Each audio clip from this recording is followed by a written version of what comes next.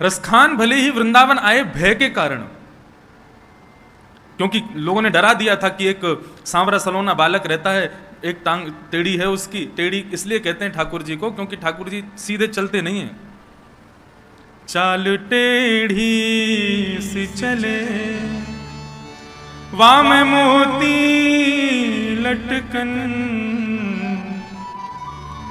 एक तो चाल भी टेढ़ी मेढ़ी चलते हैं और वहां में भी मोती लटकन। ठाकुर जी मुकुट में कभी कभी मोतियों का गुच्छा लटका रहता है ठाकुर जी के। एक तो टेढ़े चलते हैं और फिर वहां में भी वो मोती का जो गुच्छा है वो आगे पीछे हिलता है। चाल टेढ़ी सी चले वाम मोती लटकन, डोले ब्रज कुंजों में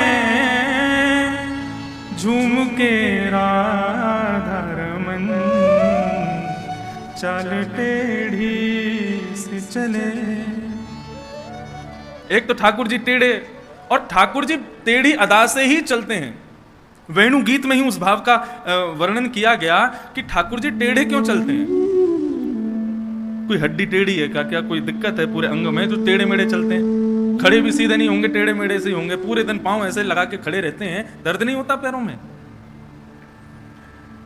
वेणु गीत या युगल गीत मुझे स्मरण नहीं है, दोनों में से किसी गीत में ऐसा वर्णन है कि ठाकुर जी टेढ़ी मेढ़ी चाल क्यों चलते हैं। बोले चाल चलते नहीं है, एक प्रयोजन है उसके पीछे भी। वो प्रयोजन क्या है? बोले कि भूदेवी जो है, पृथ्वी जो है, ये भगवान की पत्नी है। ये धरती भगवान की पत्नी है और उसको सुख देने के लिए ठाकुर जी पधारे हैं। और एकमात्र कृष्णावतार ऐसा अवतार है और एकमात्र वृंदावन ऐसी भूमि है जहां पर पूर्ण परब्रह्म श्री कृष्ण बिना पादुका के रहे जब तक रहे। ठाकुर जी ने अपने चरणों में पादुका नहीं पहनी। क्यों? बोले जब ठाकुर जी चलते हैं तो पृथ्वी दृष्टिपूतम निषेध पादम, अपनी भूदेवी को देखते हुए चलते हैं। और जहां कहीं भी ठाकुर जी को हल्का सा कोई गड्ढा मिलता है या गाय के खुरों का गड्ढा मिलता है तो ठाकुर जी के मन में विचार आता है ये हमारी भूदेवी पत्नी के भीतर ये गड्ढा होके इसको कष्ट दे रहा है, इसके कष्ट का मरहम केवल हमारे श्री चरणार बिंद हैं। तो जहां कहीं भी ठाकुर जी को गड्ढा दिखता है ठाकुर जी वहीं चरण रखते हैं। तो एक गड्ढा यहां तो दूसरा वहां, तो सीधे वहीं कूदते हैं। इसलिए ठाकुर जी जब चलते हैं तो उछल उछल के चलते, सीधे नहीं चलते, कूद कूद के चलते हैं। ऐसी ठाकुर जी की चाल है। ये सुख केवल वृंदावन को प्राप्त है और किसी अन्यत्र क्षेत्र को प्राप्त नहीं है कि वे ठाकुर जी के अनावृत। देखिए हरिद्वार की महिमा किससे है? हरिद्वार की महिमा गंगा जी से। बद्रीनाथ की महिमा विशाल हिमालय के पर्वतों से है। जगन्नाथपुरी की महिमा समुद्र से है, रथ यात्रा से है, भात से है। द्वारिका की महिमा द्वारिकाधीश की आरती से है। आप कभी द्वारिकापुरी जामे तो वहां की आरती का दर्शन कीजिएगा। अब देखो जो सुख हमको मिला वो तो आपको मिलेगा नहीं, क्योंकि आरती में वहां सबको रुकने नहीं देते, जल्दी जल्दी भगाते हैं। लेकिन हम पर इतनी कृपा है, हम जब भी द्वारिकाधीश के यहाँ जाते हैं आरती में सामने ही बैठते हैं। और द्वारिकाधीश की आरती ऐसी होती है कि रोम रोम प्रफुल्लित हो जाता है, लगता है कि यहां सामने राजाधिराज खड़े हैं। तो द्वारिका की महिमा वहां की आरती से।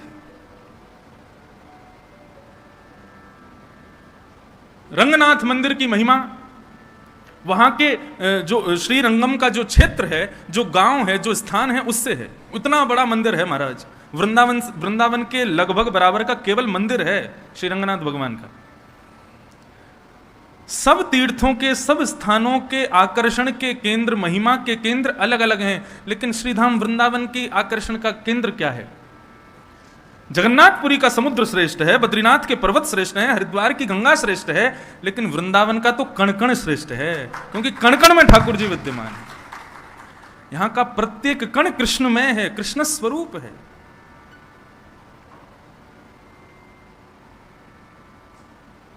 ऐसा श्रीधाम वृंदावन। और उस वृंदावन की ठाकुर जी की लीलाओं का हम लोग दर्शन कर रहे हैं, श्रवण कर रहे हैं। भगवान अब 6 वर्ष के हो गए। लाल जी की उम्र 6 वर्ष की हो गई। धीरे धीरे ठाकुर जी बड़े होते जा रहे हैं, वैसे वैसे लीलाएं ठाकुर जी की बढ़ती जा रही हैं। अब ठाकुर जी धीरे धीरे बछड़ा बछियाओं के संग संग गायों को भी चराने जाते हैं। और गाय चरा करके जब लौटते हैं तो ठाकुर जी का जो रूप माधुरी है उसका वर्णन श्री शुकाचार्य जी कर रहे हैं। ग्रीष्म ऋतु का समय है, ठाकुर जी गैया चरा करके लौट रहे हैं, प्रश्वेत के पसीने के बिंदु ठाकुर जी के अलकावलियों पर, ठाकुर जी के मुखमंडल पर आ रहे हैं। ठाकुर जी के मुख पर आने वाले प्रश्वेत के बिंदुओं को देख करके गाय मचल जाती है और मचल करके ठाकुर जी का श्रृंगार करने का भाव गाय के मन में उत्पन्न होता है। तो गाय क्या करती है, ठाकुर जी के आगे पीछे जोर जोर से कूदना शुरू करती है।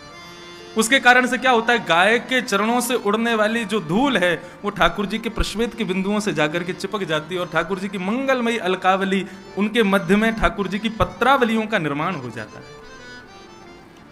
तम गोर जच्छुरित कुंतल बदवरः वन्य प्रसून रुचिरे क्षण चारुहासं वेणुं अनुगीत कीर्ति गोप्यो दृदीक्षत दृशो व्यगमन समेता।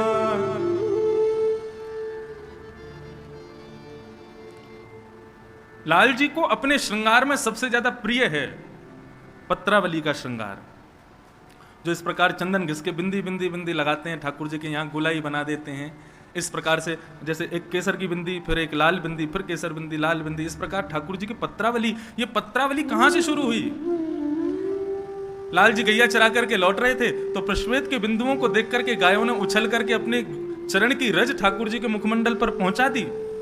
जैसे ही ठाकुर जी गैया चरा करके नंद भवन पहुंचे तो यशोदा मैया सबसे पहले लाल जी की नजर उतारती है। और आज जैसे ही यशोदा मैया मुख्य द्वार पर आई, मुख्य द्वार पर आकर के अपने लाला के मुखमंडल को देखो है, तो देखते ही यशोदा मैया भी आज नजर उतारनी भूल गई। इतने सुंदर ठाकुर जी लग रहे हैं।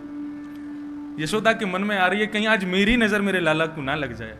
वादन से जब गर्मियों का श्रृंगार रहता है, क्योंकि चंदन ठंडा होता है इसलिए शीतकाल में नहीं लगाया जाता, गर्मियों की सेवा में ठाकुर जी को पत्रावली का श्रृंगार किया जाता है। क्योंकि यशोदा जी को लाल जी पत्रावली के श्रृंगार में बहुत अच्छे लगते हैं, बहुत प्रिय लगते हैं। और ये पत्रावली का श्रृंगार दिया किसने? गौ माता ने, गायों ने। ऐसे ठाकुर जी की मंगलमयी लीला चल रही है। एक धेनुकासुर नाम का एक असुर रहता है वृंदावन में। ये धेनुकासुर जो है ये गधे के रूप में था। भगवान को जब ये बात पता चली, ग्वाल बालों ने आकर के कही, बोले लाला एक धेनुकासुर नाम का एक दैत्य रहता है, वो अपने बगीचे में खेलने नहीं जाता, उसके बगीचे के आसपास यदि कोई पहुंच जाए तो वो मारने आ जाता है, तू वाको वध कर दे। लेकिन ठाकुर जी के मन में कोई और लीला चल रही है। लाल जी कह रहे हैं धेनुकासुर का वध मेरे हाथों होना जरूरी नहीं है, मेरे हाथों यमुना को अपवित्र करने वाला विषैला जो नाग है कालिया, उसका वध होना बहुत जरूरी है। और कालिया के वध के लिए दाऊ दादा का हमारे साथ में वन ना जाना बहुत जरूरी है। क्यों? बोले बलराम जी कौन है? शेषावतार, शेष नाग ही तो हैं। और बोले नाग के सामने दूसरे नाग को मारेंगे, उसको देखने में अच्छा थोड़ी लगेगा। वो कितने भी हमारे बड़े भैया हों, लेकिन अपनी जात का पक्ष तो लेंगे, अपनी प्रजाति का पक्ष तो लेंगे। ऐसी कोई लीला की जाए कि दाऊ दादा हमारे साथ एक दिन बन जाने से चूकें और हम कालिया नाग को मारें।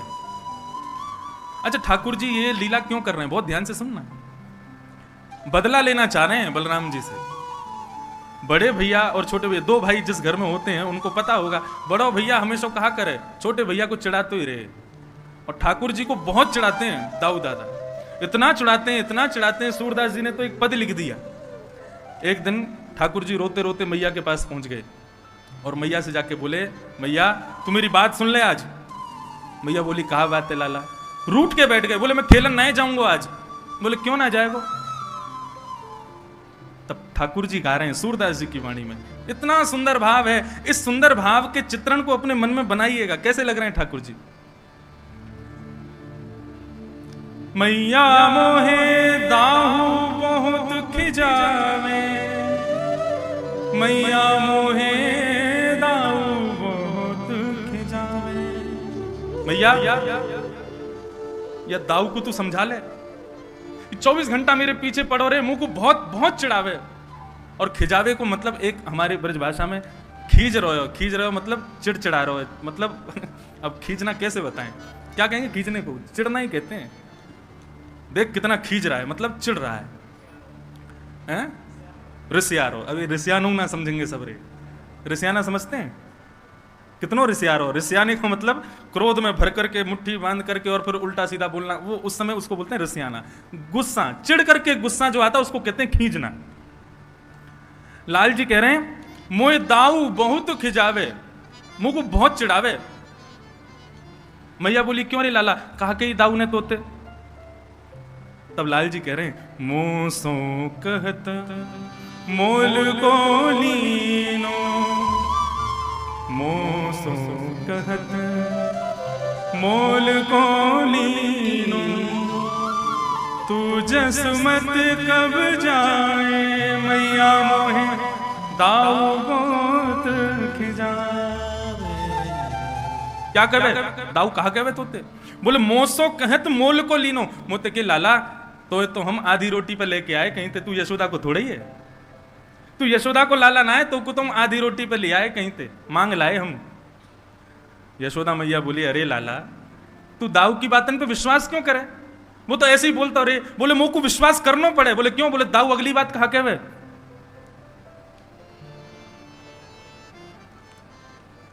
गोरे नंद जसोदा गोरी तू कत श्यामल घात। ठाकुर जी कह रहे हैं मोसो कहवे कि भैया देख तू कहीं और लाए, हम तो को आधी रोटी पे लेके आए हैं। ठाकुर जी बोले मुंह को विश्वास करना पड़ेगा की बात पे। बोले क्यों? मोते कहवे देख यशोदा मैया गोरी है, नंद बाबा गोरे, तू कारो कहां थे को बता। मैं भी गोरा हूं लेकिन तू कारो, या को मतलब यही है कि भैया तू भारत आया, तू हमारे यहाँ को ना है। ठाकुर जी रूठ के बैठे हैं, कहा करूं या रिस्क मारे खेल हूं ना जात, यही रिस्क मारे, यही चिढ़ के मारे मैं दाऊ दादा के संग खेलवे हूं ना जाऊं। मैया बैठ करके प्रेम से लाल जी के सुंदर भाव को सुन रही है। मोहन मुख रिस्की ये बातें जसमत सुन सुन रीझ है। शिशुरदास जी कह रहे हैं ठाकुर जी के मुखमंडल पर क्रोध को देख करके यशोदा जी बड़ी रीझ रही है, बड़ी खुश हो रही हैं। नन्नो सो कन्हैया और ऐसे गुस्सा है कि बैठो है। तभी यशोदा मैया ने अपनी गोद में लाल जी को बैठाया और बैठा के कह रही हैं सुन कान्हा बलभद्र चवाई जनमत की को धूत। लाला देख तेरो बलदाऊ भैया है ना, ये तो जन्मते ही धूर्त है, जन्मते ही पागल है, ये तो ऐसी बातन न करे। सूर श्याम मोए गोधन की सो हो माता तू पूत। लाला तू गुस्सा मत हो, मैं अपनी गैयान की सौगंध खा के तो को बता रही हूं, मैं ही तेरी मैया हूं और तू ही मेरो लाला है, हम तो को कहीं भारत ना लेके आए हैं। तब ठाकुर जी मैया से लिपट करके सो जाऊंगी। ऐसे ठाकुर जी को चढ़ाते हैं श्री बलदाऊ जी।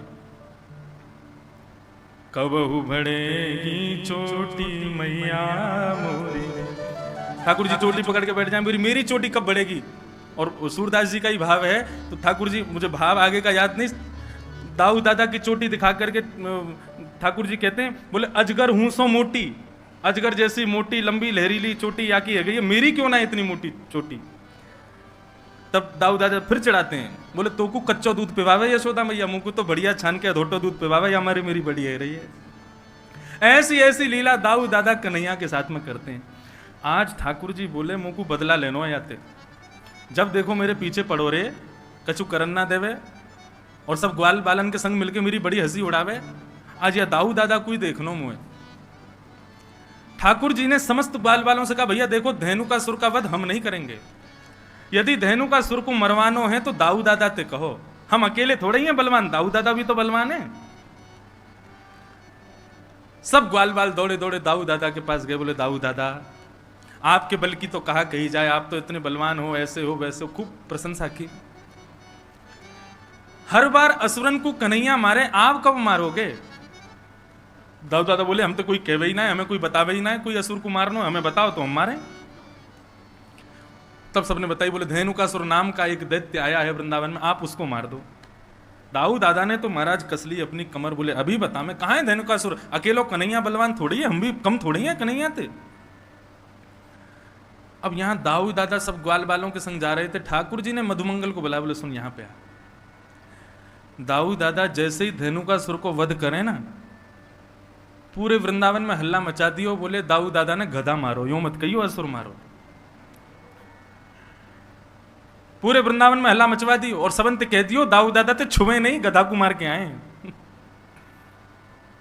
मधुमंगल बोलो मुंह को कहां मिलेगो? बोले बढ़िया दूध पिवाऊंगा तो को, और तू कहेगो छाछ पिवाऊंगा, दही दे दूंगा, मक्खन खवाऊंगा अपने हाथे, तू मेरे बस इतना काम कर दे। मधुमंगल बोलो ठीक है कर दूंगा। अब महाराज दाऊ दादा धेनुकासुर को मारने के लिए गए। साधारण गधा नहीं था, विशाल विकराल गधा, एक पूरा वन उसके वश में था, आज भी वो वन है। जैसे ही दाऊ दादा को धेनुकासुर ने देखा, दूर से ही महाराज दुलत्ती उठाता हुआ धेनुकासुर आया। दाऊ दादा ने दांव पेच खेला, उसके भीतर नीचे से जाकर के उसके दो टांगों को पकड़ के आसमान में 4-5 बार घुमा घुमा के एक वृक्ष के पास जाकर के फेंक दिया। वृक्ष से टकरा करके धेनुकासुर का वध हो गया। अब दाऊ दादा सोच रहे हैं लाला हमारो इतने सारे राक्षसन को मारे, सब लोग या को कंधा पे उठा करके सब नाचे गावे धूम मचावे, पूरे ब्रजमंडल में पुष्प वर्षण होवे, गोपी अटारीन ते फूल बरसा में सब स्वागत करें लाला को, आज वैसो ही स्वागत मेरो होवेगो। श्रीदामा आदि सब सखाओं से ठाकुर जी ने कही तुम लोग खूब जय जयकार करते हैं इनकी, और मधुमंगल से कही तू पहले भाज के सबन को बता दियो गधा कुमार के आ रहे हैं। अब तो श्रीदामा तन सुखा मन सुखा धन सुखा सबरे ठाकुर जी के सखा दाऊ दादा की खूब प्रशंसा कर रहे हैं। जय हो दाऊ दादा की जय हो, बलभद्र भैया की जय हो, शंकरषण भैया की जय हो, खूब प्रशंसा कर रहे हैं। दाऊ दादा कह रहे हैं अब वृंदावन आवे वारो है, समस्त गोपियां छत पे खड़े है के पुष्प बरसाएंगी, यशोदा मैया मेरी आरती उतारेगी, रोहिणी मुंह को हृदय से लगावेगी, कन्हैया मुंह को दंडवत प्रणाम करेगा, आज मैंने भी राक्षस मारो। लेकिन यहां जैसे ही दाऊ दादा वृंदावन में पहुंचे, गोपियां सामने से निकले और मुंह पे हाथ धर के खूब जोर से हंसे। ग्वाल बाल बगल से निकले तो हंसी मजाक करते हुए निकले, अरे दाऊ दादा तुमने तो नाक कटा दी आज हमारी। अटारीन पे गोपियां सब खड़ी हैं लेकिन मुंह को ढक करके खड़ी हैं और जोर जोर से हास परिहास कर रही हैं। दाऊ दादा जिस गली से निकले वहां यदि समूह होता सब अरे भागो भागो भागो, यदि छुबियों में तो गधा को मार के आयो है। दाऊ दादा के नेत्र लाल पड़ गए, आंसू निकलने लगे, रोते भय पहुंच गए। यशोदा मैया सब समझ गए किसने किया ये काम।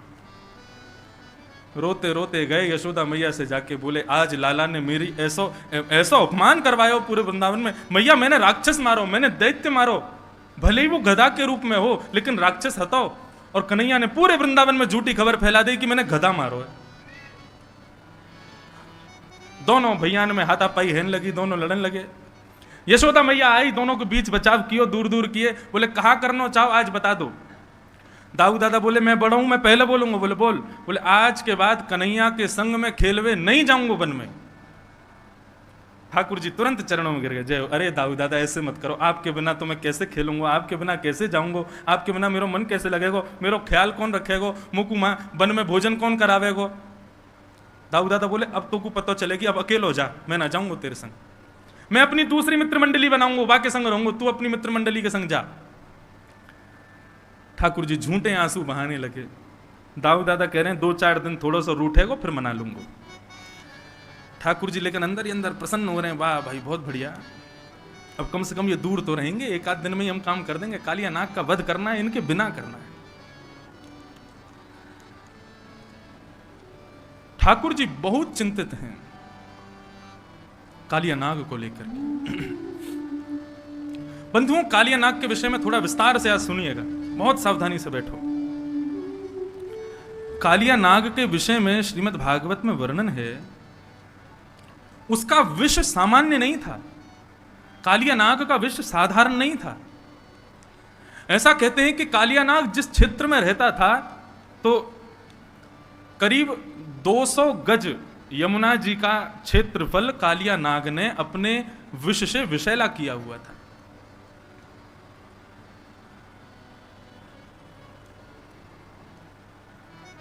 कालिया नाग जिस क्षेत्र में रहता है, पुरिया धनाश्री जिस क्षेत्र में रहता है, उस क्षेत्र के आकाश में करीब 100 मीटर ऊपर तक भी यदि कोई पक्षी उड़ता है तो यमुना जी से निकलने वाले विष की जो भाप है उस भाप से ही वो मर जाता है। कालियानाग जिस क्षेत्र में यमुना जी में रहता है वहां करीब करीब आसपास की भूमि में कोई हरे भरे पौधे नहीं है, वृक्ष नहीं है, पेड़ नहीं है। यहां तक कि ऐसा वर्णन है कि कोई तीर पर यदि उस जो कालीदह है, आज कालिया का घाट है, उसको कालिया कृष्ण घाट कहा जाता है, वहां यदि कोई भ्रमण भी करता था तो यमुना से निकलने वाले विष की सुगंधी मात्र से उसका वो मूर्छित हो जाता था, इतना विषैला था कालिया। भगवान को 2-4 बार खबर मिली कि कुछ गाय यमुना का जल पीने के लिए जाती हैं और वहां यमुना जल पीते ही मूर्छित हो जाती हैं। बंधुओं, यमुना कौन है? यमुना साक्षात भक्ति है। और कालिया कौन है? कालिया ही अहंकार है। कई वैष्णव जन ऐसे होते हैं, कई भक्तगण ऐसे होते हैं, उनके भीतर भक्ति तो होती है लेकिन अहमत्व का त्याग वो लोग नहीं कर पाते। एक सूक्ष्म मैं भक्त हूं यह भी एक अहंकार है, ऐसा अहम उनके भीतर बना रहता है। ठाकुर जी कहते हैं मुझको वो हल्का सा भी अहम प्रिय नहीं है, अहंकार प्रिय नहीं है। यमुना भक्ति स्वरूपा है और उसमें अहंकार रूपी कालियानाग टिक नहीं पाएगा।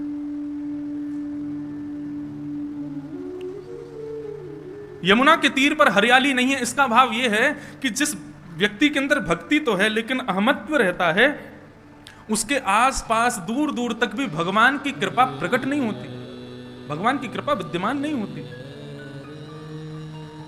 इसलिए बंधु, भक्त बने तो सबसे पहले इस चीज का विशेष ध्यान रखें कि हमारे भीतर अहमत्व ना हो। गोपियों यथा ब्रज गोपिका नाम, नारद भक्ति सूत्र में श्री नारद जी महाराज कहते हैं कि ब्रज की गोपियां उनसे बड़ा कोई भक्त नहीं है, लेकिन रास करते करते उनके भीतर भी एक अहमत्व की गंध तो आई थी, जिसके कारण ठाकुर जी वहां से भी अंतर ध्यान हो गए। आज इतनी कथाएं हम लोग सुनते हैं, इतना भगवत नाम हम लोग गाते हैं, इतने नाम जप हम लोग करते हैं, इतनी ठाकुर जी की सेवा हम लोग करते हैं, फिर भी ठाकुर जी का किंचित मात्र भी अनुभव हमको क्यों नहीं होता? क्योंकि किसी ना किसी रूप में अहम तो भीतर है। कालिया नाग हमारे भीतर बैठा है।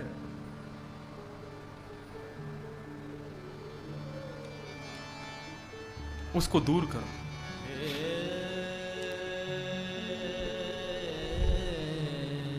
लेकिन एक आश्चर्य की बात, काली दह पर एक भी वृक्ष नहीं है, एक भी हरियाली नहीं है, एक भी घास नहीं है विष के कारण, लेकिन एक कदम्ब का वृक्ष है जिस पर चढ़कर के भगवान कूदे थे। ये कदम्ब वृक्ष, क्योंकि श्रीमद् भागवत में स्पष्ट लिखा है, कृष्ण कदम्ब मधिरुहा ततो तुंग नयपत्य विशोदे। एक कदम्ब का वृक्ष वहां है।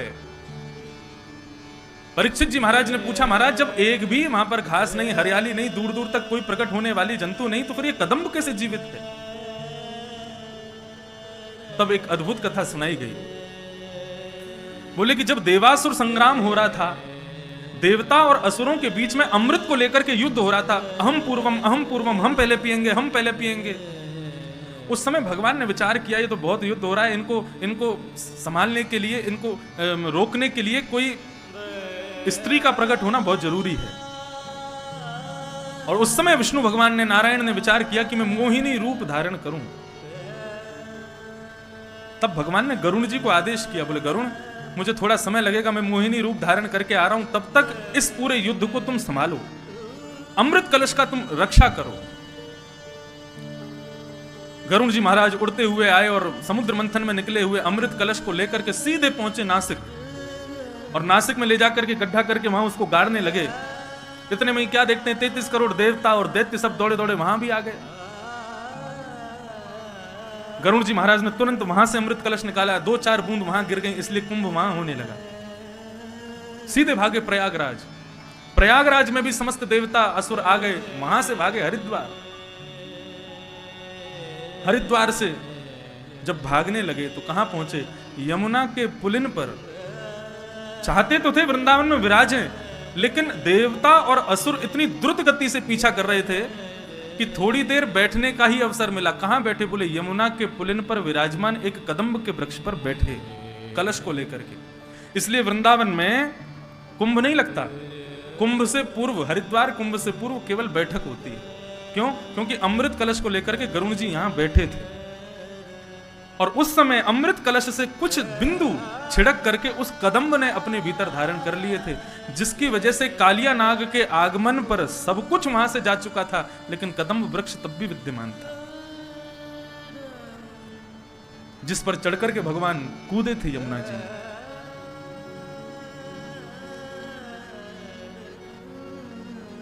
एक कदम्ब वृक्ष था बस। आज प्रातः काल का सूर्य उदय हुआ, अपनी समस्त ग्रहचर्याओं को निवृत्त होकर के ठाकुर जी अपने समस्त ग्वाल मंडली के साथ में कंडुक क्रीड़ा करने के लिए यमुना पुलिन पर जाने लगे। आज ठाकुर जी उस दिशा में जा रहे हैं जहां आज तक कभी नहीं गए। मधुमंगल, श्रीदामा आदि सब ठाकुर जी को रोक रहे हैं। बलराम जी होते हैं तो बलराम जी जो कहते हैं ठाकुर जी को करना पड़ता है, लेकिन आज रोकने वाला कोई नहीं। श्रीदामा कहते हैं लाला आज हम दूसरी तरफ क्यों जा रहे हैं? बोले आज हम यहीं खेलेंगे। वहां खेलते खेलते हार गए। सब ग्वाल बाल कहते हुए जा रहे हैं लाला यहां मत जा, हमने सुनी है यहां पे कोई कालिया नाग रहवे और वाक्य कारण गैया और कोई भी ग्वाल बाल यदि वहां विचरण करे तो मूर्छित है जाए। हमने तो सुनी है ऊपर से कोई पक्षी भी उड़ के चलो जाए तो वाको भी मरनो है जाए। इतनो विष निकले यमुना जी में थे। अरे ठाकुर जी बोले सब बनी वही बात है, कोई यमुना में कूद के स्नान ना करे या हमारे सबने भ्रम फैला रखो, ऐसा कछू ना है, चलो मेरे साथ। जैसे ही पहुंचे बंजर भूमि, दूर दूर तक केवल काली रेत दिखाई दे रही है। सब ब्रजवासी बालक घबरा रहे हैं, लेकिन ठाकुर जी के हृदय में जो भाव है वो ठाकुर जी को पता है। कंडुक क्रीड़ा करते करते इस प्रकार से क्रीडन किया कि मधुमंगल श्रीदामा की जो गेंद थी ठाकुर जी ने उसको यमुना जी में फेंक दिया। जैसे ही यमुना जी में जाकर के गेंद गिरी है, ठाकुर जी ने अपनी माया से ही श्रीदामा के हृदय में प्रवेश किया और श्रीदामा के माध्यम से जिद करवाने लगे कि मुझको तो वही गेंद चाहिए। नहीं तो क्रीड़ा करते करते कितनी गेंद खोती हैं, कभी श्रीदामा मधुमंगल क्रोधित नहीं होते, कुंपित नहीं होते, लेकिन आज श्रीदामा जिद कर रहा है मुझको वही गेंद चाहिए। बाकी के सब सखा मंडली के सब श्रीदामा से कह रहे हैं अरे ठीक है लाला दूसरी गेंद आ जाएगी, ऐसे तो जाती रहे, तू आज इतना गुस्सा क्यों है रोए?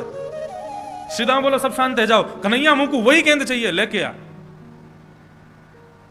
ठाकुर जी बोले यहां में कालिया नाग रहे, श्रीदामा देख ले कूद जाऊंगा मैं। बोले मुझको कछू ना पतो, कैसे भी करके लेके आ। ठाकुर जी बोले मुझको चुनौती मत दे, मैं कूद जाऊंगा।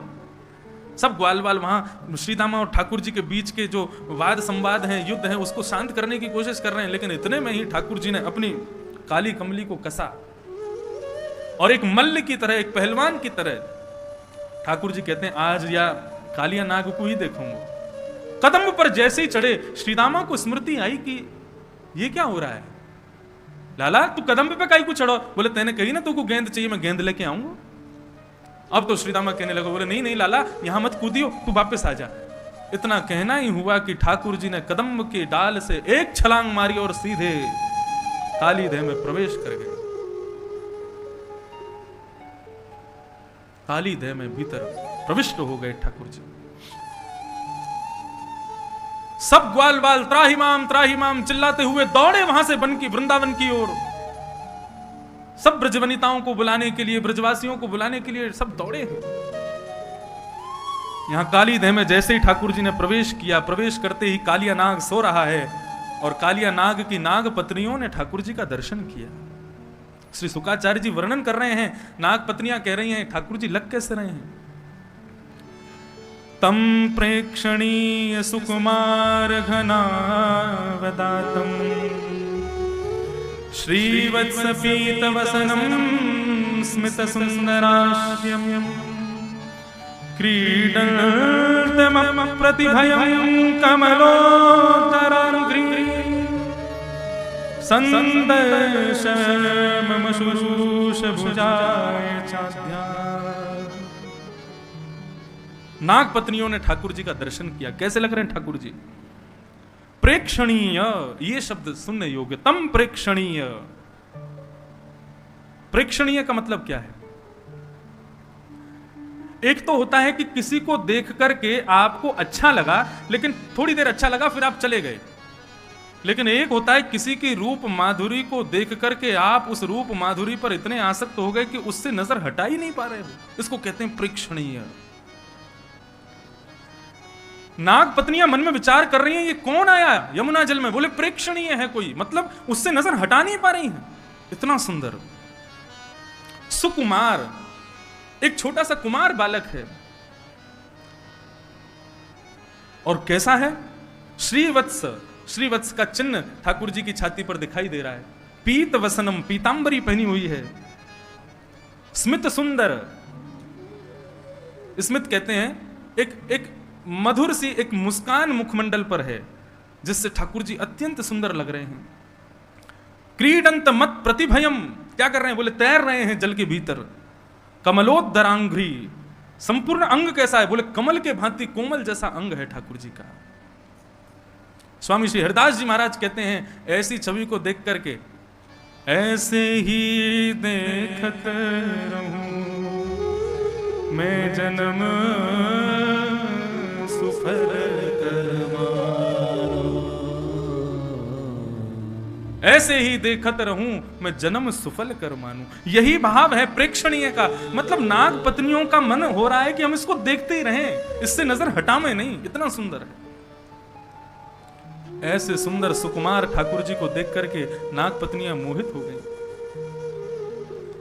तभी ठाकुर जी भीतर प्रवेश करते हैं और नीचे देखते हैं, और देख करके देखते हैं कि कालिया नाग सोया हुआ है। वेग से जाते हैं ठाकुर जी और उसके सोए हुए फण के ऊपर अपना पाद प्रहार करते हैं, और उस प्रहार से कालिया नाग विशाल रूप धारण करके ठाकुर जी के सामने खड़ा हो जाता है। एक तो सर्प गुस्सैल होता है, और उसमें भी सोए हुए सर्प को छेड़ दिया जाए तो उस समय उसका क्रोध इतना भयंकर होता है कि यदि किसी को डस दे तो दुनिया की कोई ताकत उसको बचा नहीं सकती। 101 फन हैं कालिया नाग के। विशाल विकराल कालिया नाग ठाकुर जी के सामने खड़ा हो गया। जैसे ही ठाकुर जी को देखा, कुछ सोचता तो बाद में सबसे पहले फन मारा। जैसे ही फण मारने के लिए आगे बढ़ा, ठाकुर जी 2 कदम पीछे को हट गए। जैसे ही पीछे हटे तो फण जाकर के ठाकुर जी के चरण के अंगुष्ठ के अग्रभाग में लगा। शुकाचार्य जी वर्णन करते हैं, परीक्षित, ठाकुर जी पूर्ण रूपेण मन बना करके गए थे कि आज कालिया नाग को जीवित नहीं छोड़ेंगे, लेकिन कालिया नाग ने जैसे ही फण मारा और वो फण जाकर के ठाकुर जी के चरणों के अग्रभाग में लगा, तो ठाकुर जी के मन में आया, बोले अरे कालिया नाग, मैं तो तुझे मारने आया था, लेकिन अब तेने प्रणाम कर लिया, अब तू शरणागत हो गया, अब तेरा वध नहीं कर पाऊंगा। शरण गए प्रभु ताही न त्यागा, त्याग नहीं सकता तुझे मैं अब। पीछे हट गए ठाकुर जी। जैसे ही नीचे फण मारा तो फण नीचे जमीन में लगा, उससे और ज्यादा लग गई कालिया नाग के, तो और कुंपित हो गया, क्रोधित हो गया। आबाल वृद्ध बनिता सर्वेंग पशुवृत्तय, सब दौड़े दौड़े आए। जैसे ही पूरे वृंदावन में पता चला कि ठाकुर जी काली देह में कूद गए हैं, छोटे छोटे बालक, बड़ी वृद्ध माताएं, युवती, गोपियां, सब दौड़े हैं यमुना पुलिन की ओर। और ऐसा वर्णन करते हैं कि दौड़ करके वहां खड़े होकर देख नहीं रहे, सब दौड़ करके काली देह में कूदने को ही तत्पर हो रहे हैं। इतने में ही बलराम जी पहुंचे, और बलराम जी ने जाकर के काली देह के किनारे पर समस्त गोपांगनाओं को, समस्त ब्रजवासियों के चरणों में प्रणाम करके सबको रोका कि कृष्ण प्राणान निर्विशस्तो नंदादीन विक्षयतम हृदम। बलराम जी समझा रहे हैं, बोले आपको कृष्ण पर विश्वास नहीं है, इतने बड़े बड़े राक्षस आए, लेकिन हमारे कन्हैया का बाल बांका किसी ने किया? अरे भूल गए क्या गर्गाचार्य जी कह के गए थे, नारायण समो गुण ही, नारायण के समान गुण वाला है हमारा कन्हैया, थोड़ी देर प्रतीक्षा करो, हमारो कन्हैया बाहर निकल के आवेगो। यहां कालिया नाग ने अपने संपूर्ण अंग को ठाकुर जी के चारों तरफ लपेट लिया, और लपेट करके ऊपर फण लेकर के ठाकुर जी के ऊपर देख रहा है ठाकुर जी को। जैसे ही कालिया नाग ने अपने फन उठा करके ठाकुर जी की ओर अपने फन को झुकाया, और जैसे ही डसने को आगे बढ़ने लगा, बलराम जी ने ऊपर से ही ठाकुर जी को देखा। लो कन्हैया, इतनी प्रतीक्षा किस बात की कर रहे हो? अरे इस काली नाग को मजा क्यों नहीं चखा देते? जब बलराम जी ने ये आश्वासन दे दिया कि हमको कोई दिक्कत नहीं है, तुम कर लो जो करना है, ठाकुर जी ने तुरंत अपना वेग से शरीर फुलाना शुरू किया। कालिया नाग की नस नस ढीली हो गई। कालिया नाग को लगा यदि अभी मैंने इस बालक को नहीं छोड़ा तो पूरा शरीर फट जाएगा मेरा। तुरंत अपने शरीर को ढीला कर दिया कालिया नाग ने। 101 फण हैं उसके, अपने प्रत्येक फण से जीव को बाहर निकालता है ठाकुर जी को डसने के लिए। ठाकुर जी ने उसकी जितनी जीव बाहर आ रही थी समस्त जिह्वाओं को एक साथ पकड़ा और पकड़ करके जिस प्रकार रथ हाँकता है कोई घोड़ों के पीछे खड़ा होकर, ठाकुर जी ऐसे ही समस्त जीवों को पकड़ करके कालिया नाग के मस्तिष्क पर चढ़ गए, खींच लिया जोर से। ये सर्वांगीण भाव है श्रीमद् भागवत में। जो जो एक एक बात लिखी है सब यहां पर बताई जा रही है। जैसे ही ठाकुर जी ने जीव को खींचा, कालिया नाग अपनी अन्य मुखों से जीव निकाल करके ठाकुर जी को डसने लगा। ठाकुर जी बोले ऐसे नहीं मानेगो, या को मजा चकाने ही पड़ेगा। जिस जिस मुख से अपना फण बाहर निकालता है उस फण पर ठाकुर जी अपनी एड़ी दबाते हैं, चरण नहीं रखते हैं, अपने चरण के पिछले भाग से उसके मस्तिष्क को रोंदते हैं।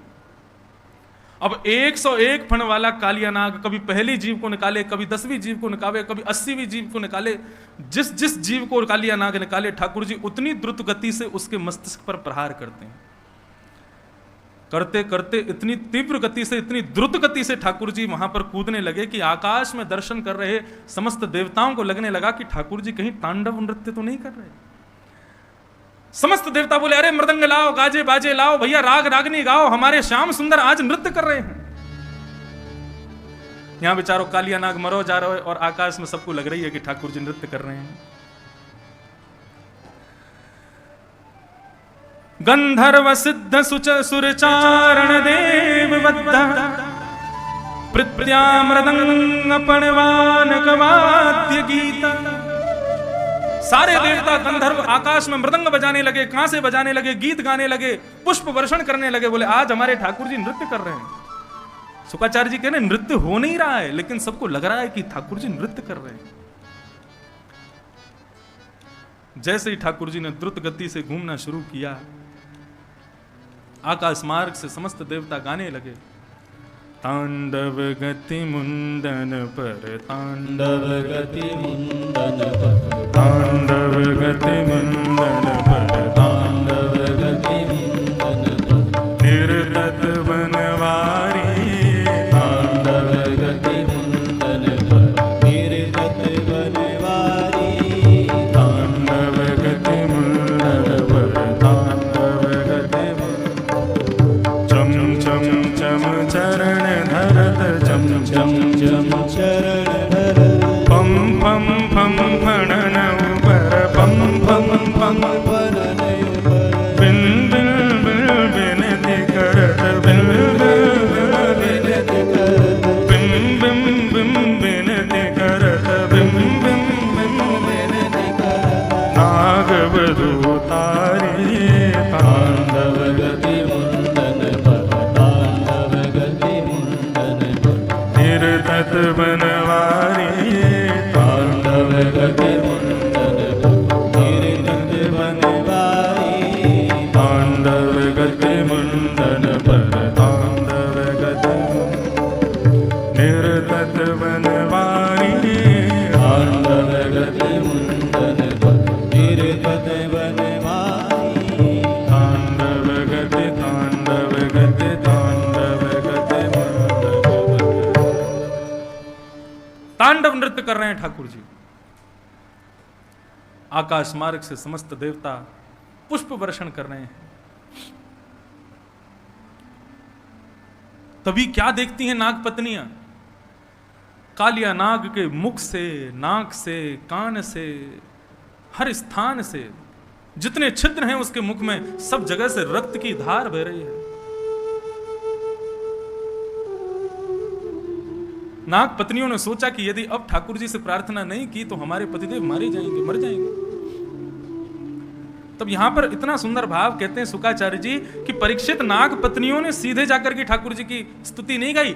नाग पत्नियां काली नाग के बच्चों को लेकर के आई और बच्चों को आगे करते हुए मतलब ठाकुर जी के सामने उनको थोड़ी दया आ जाए, उन बच्चों को आगे करते हुए फिर नागपत्नियां हाथ जोड़ करके खड़ी हैं और उन बालकों को दिखा करके फिर स्तुति गाती हैं ठाकुर जी की। और कितनी सुंदर मधुरतम स्तुति गाई है नागपत्नियों ने, सावधानी से सुनिएगा। न्यायो हि दंडः कृतकिल विशेषेण त्वावतार खल निग्रहाय रिपो सुतान्मपि तुल्य दृष्टे धत्सेदमं फलमेवानुशंसन्।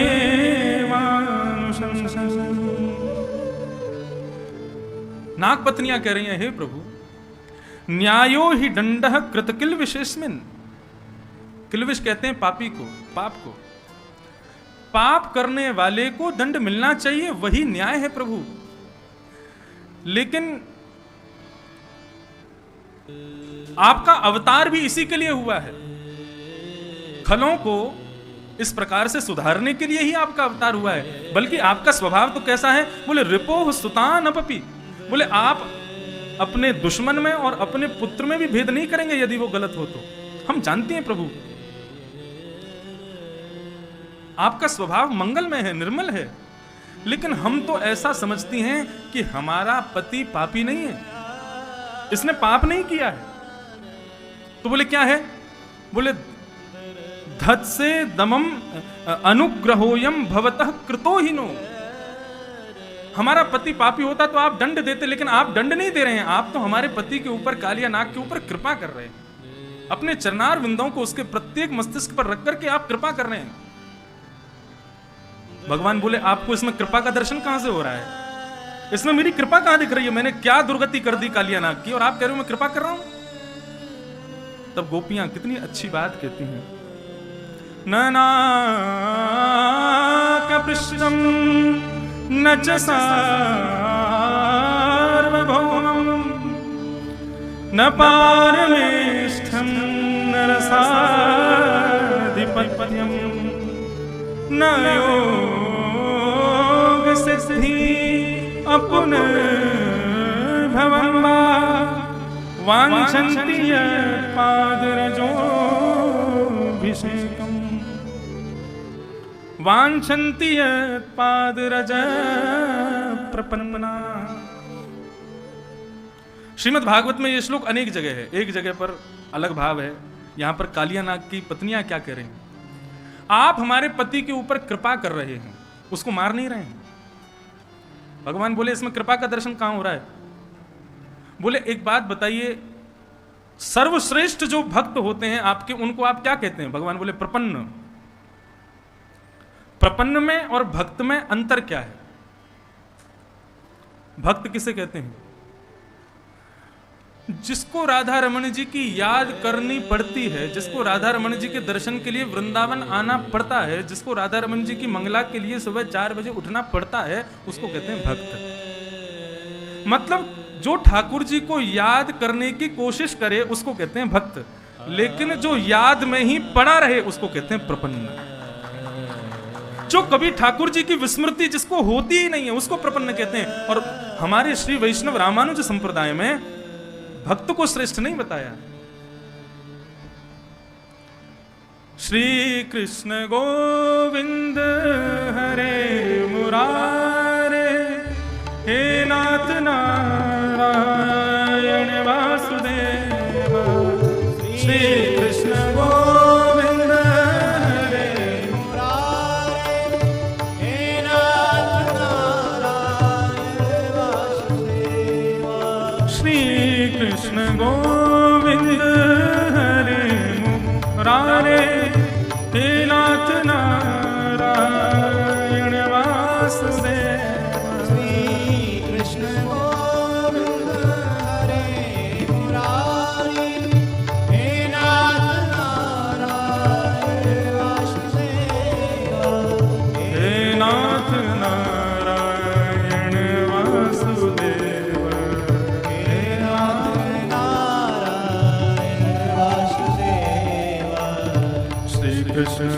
गोविंद हरे मुरारी, हे नाथ नारायण वासुदेव।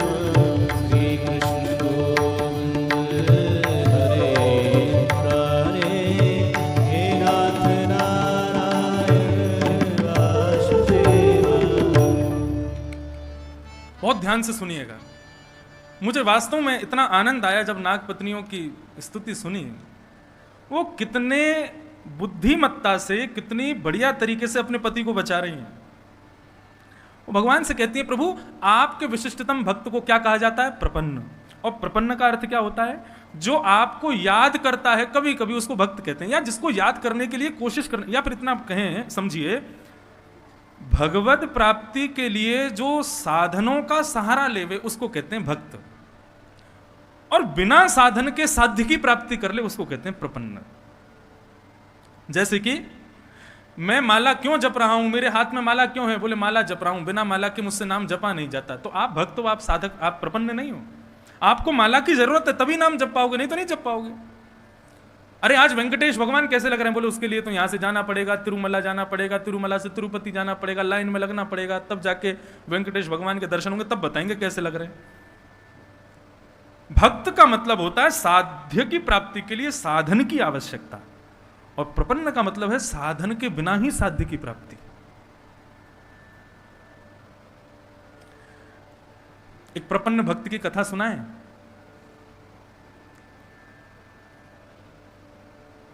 आजकल जगन्नाथ भगवान रथ यात्रा पर हैं और अब वापस लौट के जा रहे हैं अपने गुंडीचा मंदिर से वापस श्री क्षेत्र में, श्री मंदिर में।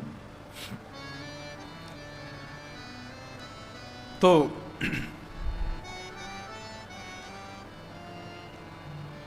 ये बात है 17वीं सदी की। भगवान श्री जगन्नाथ का एक अद्भुत भक्त हुआ। एक ब्राह्मणी कन्या थी, बहुत सुंदर थी। उसकी सुंदरता पर अकबर का सेनापति म्लेच्छ वो आकृष्ट हो गया। उसका नाम था कालबेग।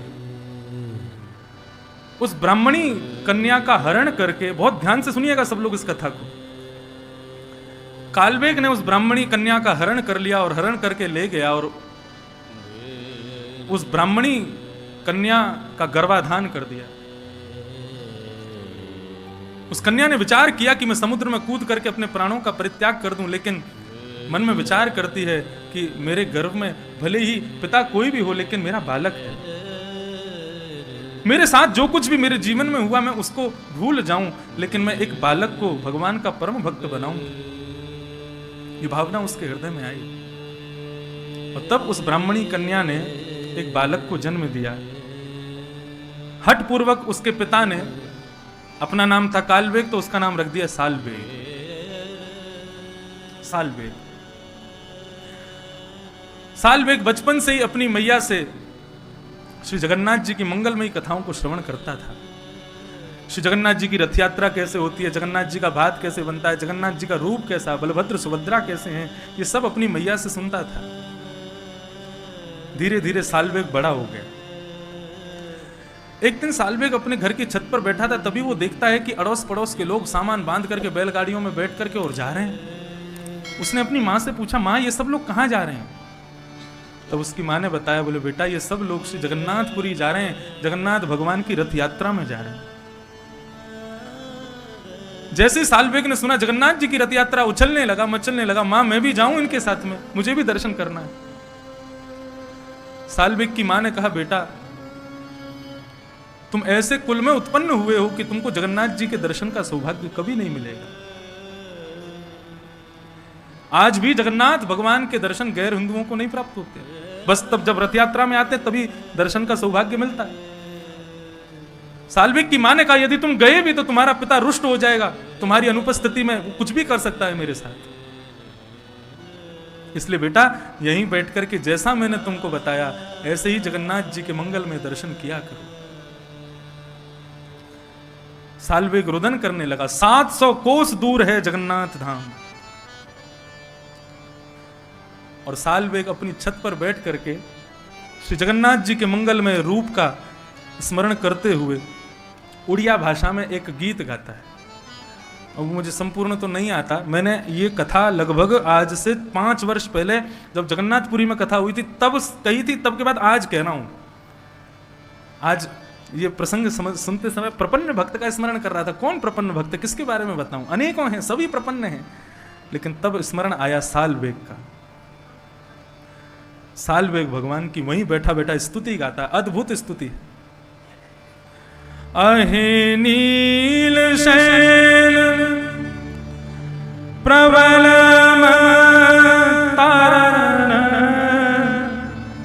अहे नील शैल प्रबल तारण, मुआरत नलनीवन कुर दशन, अहे नील शैल प्रबल तारण, मुआरत नलनीवन कुर दशन, अहे नील शैल। सालवेग गा रहा है, अरे नीलाचल पर्वत के मदमस्त हाथी जगन्नाथ। श्री जगन्नाथ भगवान जब रथ यात्रा के लिए जाते हैं उस समय का स्वरूप कैसा होता है जगन्नाथ जी का। समस्त पंडा पुजारियों के कंधे पर हाथ रख करके जिस प्रकार एक हाथी गजगामन चाल, ऐसे जगन्नाथ भगवान सिड्डियों पे कूद कूद के आते हैं नीचे जब रथ यात्रा के लिए जाते हैं। और सीधे नहीं चलेंगे, आगे फिर पीछे, फिर आगे फिर पीछे। सालवेग ने कभी दर्शन नहीं किया अपने जगन्नाथ जी का, लेकिन अपनी मां से सुने हुए वचनों को केवल गा रहा है। अहि नील शैल प्रबल मत तारण, ए नीलाचल पर्वत के पर्वत यानी कि मत वाले हाथी। हाथी का एक स्वभाव होता है क्या कि हाथी कमल के वन को जब देखता है तो उसको छोड़ता नहीं है, ध्वस्त कर देता है। सालवेग जगन्नाथ भगवान से कह रहा है, मुआरत नलनी वन कूक दशन। मैंने पूर्व जन्म के कोई पाप किए होंगे जगन्नाथ भगवान, जो मैं आपके दर्शन का अधिकारी नहीं हूं, तो आप आकर के मेरे उन पाप रूपी कमल की बगीचे को आकर के ध्वस्त कर दीजिए और मुझे अपना दर्शन कराइए हे जगन्नाथ जी। सालवेग जब ये स्तुति गा रहा था, श्री जगन्नाथ भगवान श्री मंदिर से उतर करके रथ की ओर प्रस्थान कर रहे थे। और जैसे ही रथ में जाकर के आरूढ़ हुए, वहां ठाकुर जी को करोड़ों भक्त नहीं दिख रहे हैं, केवल सालवेग की मंगलमय स्तुति सुनाई दे रही है। एक म्लिच्छ मुस्लिम बालक है सालवेग। बलभद्र जी का रथ चल पड़ा, सुभद्रा का रथ चल पड़ा, करोड़ों की तादाद में भीड़ आ गई। जगन्नाथ भगवान के रथ को चारों ओर से घेर लिया। बड़े बड़े मदमस्त लोगों ने आकर के जैसे ही जगन्नाथ जी के रथ को खींचना शुरू किया, सुबह से शाम हो गई लेकिन जगन्नाथ जी का रथ हिला नहीं वहां से। जगन्नाथपुरी का राजा आया, राजा ने आकर के भात भोग लगाया, रसगुल्ला भोग लगाया, ठाकुर जी के चरणों में बार बार प्रणाम कर रहे हैं, प्रभु हमसे कोई अपराध हो गया, आपका रथ आगे क्यों नहीं बढ़ रहा है। जहां तक दृष्टि पड़ रही है लोग खड़े हैं जगन्नाथ जी के रथ के आगे बढ़ने की प्रतीक्षा कर रहे हैं। राजा ध्यानस्थ होकर के बैठा, जगन्नाथ भगवान उसके स्वप्न में प्रकट हो गए और कहा, बोले आज मेरे रथ को खींचने के लिए एक भी व्यक्ति जगन्नाथपुरी में क्यों नहीं आया।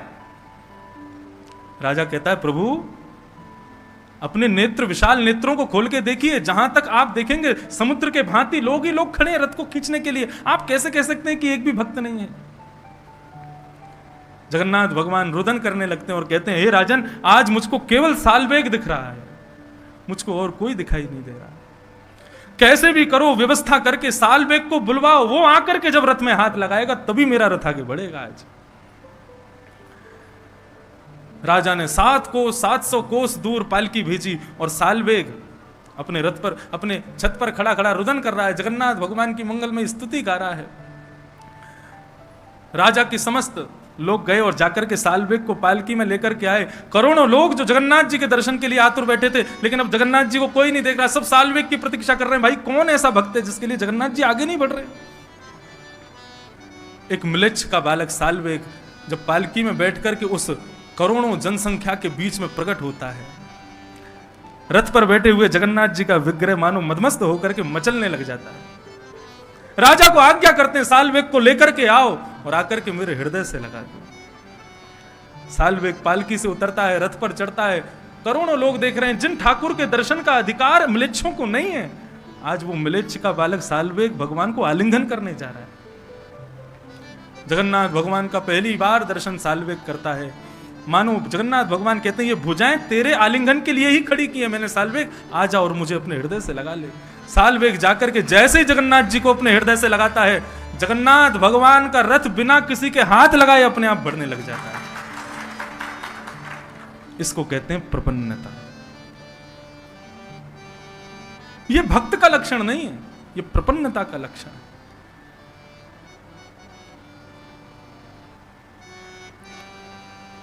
ऐसी अद्भुत कथा साल्वेग की।